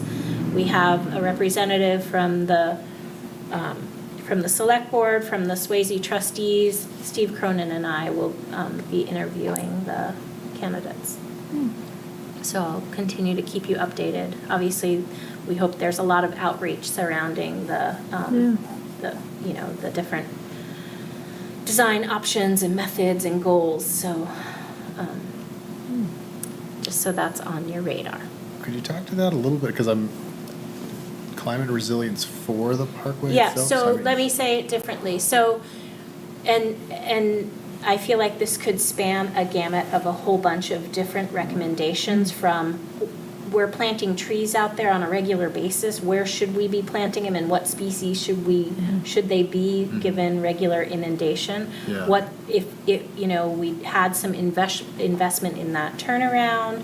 What is the long-term solution for that? How frequently do we have flooding of the parkway? What parts are flooded? How do we get the word out? All of those things. And if there's opportunities for us to make long-term projections for improvements, what are some of those improvements that could be made?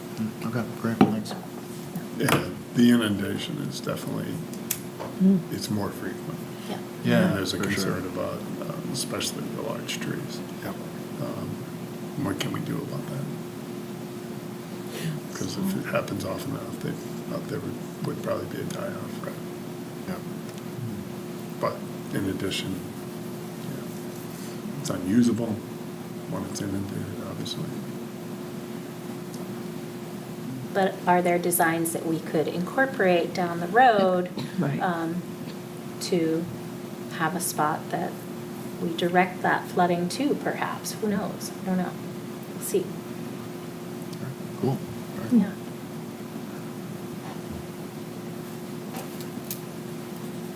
Anything else on others? That's a good one. We're on the approval of minutes then, if anybody gave it a read through. I didn't see any from my look at it. Yeah, I didn't notice anything.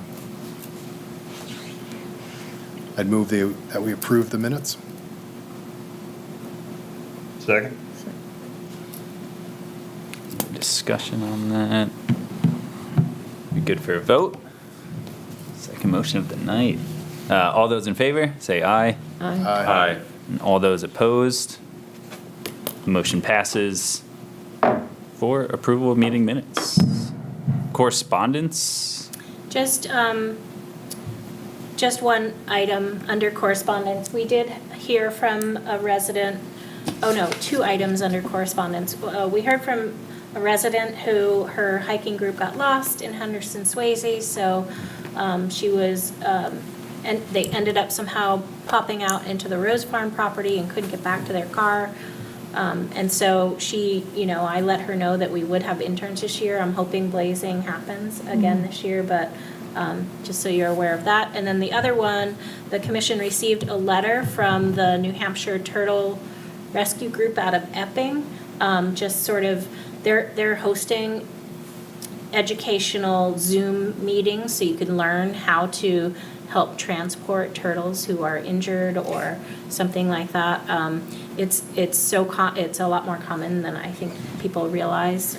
A lot of our roads are pathways for turtle movements, especially during the breeding season, which is, June-ish. So anyway, they wanted the commission to be aware that they exist. It's nice and close, a lot closer than the Center for Wildlife, which is where a lot of the calls tended to go before then. So just more an awareness opportunity there.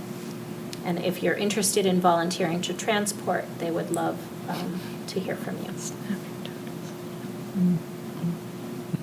Kristen, what was the gist of the letter about the people who got lost? It was a phone call. She felt that the Blazes were severely deficient. They don't understand where they got off the trail. She said they were trying to go from the blue trail to the yellow trail and then to the green trail and ended up they didn't know where they ended up, but from the description, it sounded like Rose Farm to me because she talked about a spring and blah, blah, blah, blah. So,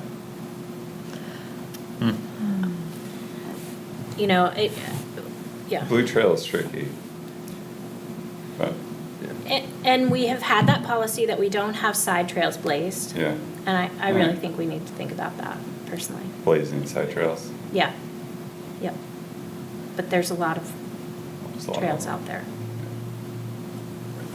Bring an app. Bring an app, bring your phone. Yeah, I I was do going tell to- people, openstreetmap.org, you don't have to download an app. It's a website, you can pull it up on your phone and you can locate yourself there. It has all of our trails more current than some of our trail maps. Yeah. It has all the different, they must pull from Strava or I'm not Google, I don't know. Can you where- repeat the, Openstreetmap.org is the website. that's the solution. Yeah. Honestly, even Google Maps will. Google Maps will pull It it has the too. major Will trails. show you where you are, and if you know where you parked. I think there were some challenges even with that. It was just a general orientation issue to start. I don't think it's untrue about the Blazes. though. Yes. The Blazes are, there's no Blazes, there's Well- a few places that, Yeah. I'm sure that some of the trees where blazes were have come down. And we were trying to, there was a lot of concern when I blazed to begin with, because people didn't want paint in the woods. So Oh, yeah. we sort of minimally tried to blaze. But we have a lot more trails now. why didn't people want paint in the woods? It's not Because it's not natural. natural. It's not natural. But then, We've gotten over that. I then you guess. have to Yeah. tack metal It seems to be the. blazes up. You know, it's not Well, natural. I wonder if one solution is maybe some more kiosks or maps out there in the woods with a QR code and a. To openstreetmap.org. Right. Yeah, I was going to Just say, let me yeah. Google that. But Yeah. even the Boss. maps that we have out there Yeah. right now, what they don't have is you are here. Yeah, that's true. And so if somebody Right. doesn't know where they are, the map doesn't really help them. It says you are here is denoted by a circle, but there's no circle. That's not a great idea. Laminating the QR code for Yeah. openstreetmaps.org. That's the way Yeah. all of them. Yeah, it's the same. And that would Every be a single good place. Eagle Scout. You are And there's project. only like three Circle, left. but We it's can no put circle. an 3 left, Eagle like Scout. 3 standing, yeah. Yeah. And I don't know the status of, we used to have junction markers. I don't know if they're all there. Not. Yeah. Not really. The only two that exist, as far as I've ever noticed, are 2 and 5. Wow. These interns are going to be busy. Yeah. Yeah. But I will also say that on the Oakland side, the Fort Rock Riders signs that they've put out there have definitely located people because now they know, okay, I'm on this trail. And so I know exactly where I am. And so I know some people don't like the signs, but they're certainly helpful. And also if Yeah, someone they- gets lost and they call the 911 and the fire department and they say, I see this sign right here, then immediately they're Yeah. easy to locate. And they There's a can- debate worth having about all of that. Yeah, and we've talked about it. We've The had this trail. debate. We've had this debate and the trail committee has talked about these things. I think we've generally been like, yeah, we're okay with the trail signs. We've sort of moved. I feel like the last time we talked about trail signs. I don't remember us deciding to blaze the non-core trails. That has never No. been, right, that we have not decided. Did you guys approve presumably the signs going up? Yeah, I think at one point we did. Because as far as I know, Mike just did those. I think there was some gray area. There was about a little the gray signs being area. approved and when they went up, but I remember having that, being like, But, I I don't mean, I think do we think that- approved these, and Kristen's like, sorry, I said okay. north of 101, like I'm pretty familiar with most of the trail names. On Henderson Swayze, I feel like the trail names are a little more. There's like the Blue Green Trail, and maybe some of those trails need actual names. Yeah, the blue yellow trail. Yeah, I mean it's Kyle's Trail. Right, those There's a- segments, we need like Strava segments for, there's a little bit of well, I mean it might be an opportunity to recognize some historical figures in Exeter. Yeah, or I was something. going to say, that would be, You know, you could Instead have of the beers. Ambrose Trail or something like that, but just something that defines. Oh, Yeah, I know exactly where you are if you tell Yeah. me Yeah, what trail sign you're seeing. wheel right. And start off with the main arteries. Yeah. And then yeah. work out from there, so. All right. All good discussion. Next meeting's June 10th. Submission deadline, May 30th. Do I have a motion? Do we have the motion to close? yeah, Yep. her motion to adjourn. Second that. All those in favor? Aye. All those opposed? 0 to 7, 7 to 0. Meeting adjourned at 8:57, right before 9. Thank you for tuning in to Exeter TV.